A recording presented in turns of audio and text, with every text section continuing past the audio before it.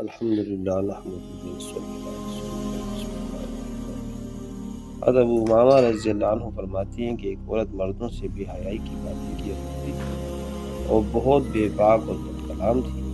ایک مرتبہ وہ حضور صلی اللہ علیہ وسلم کے پاس سے گزری۔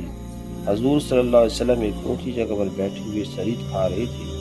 اس پر اس عورت نے کہا، انہیں دیکھو، ایسے بیٹھے ہوئے ہیں جیسے غلام بیٹھتا ہے، ایسے کھا رہے ہیں جیسے غلام کھاتا ہے۔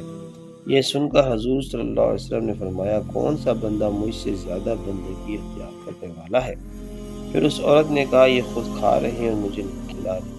حضور صلی اللہ علیہ وآلہ وسلم نے فرمایا، تو بھی کھا لے۔ اس نے کہا، مجھے اپنے ہاتھ سے عطا فرمائے۔ حضور صلی اللہ علیہ وسلم نے اس کو دیا تو اس نے کہا، جو آپ کے منہ میں ہے اس میں سے دے۔ حضور صلی اللہ علیہ وسلم نے اس میں سے دیا، جسے اس نے کھا لیا۔ اس کھانے کی برکت سے اس پر شرم و حیا غالب آ گئی اور اس کے بعد اپنے انتقال تک کسی سے بے حیائی کی کوئی بات نہ کی۔ جزاک اللہ خیرا۔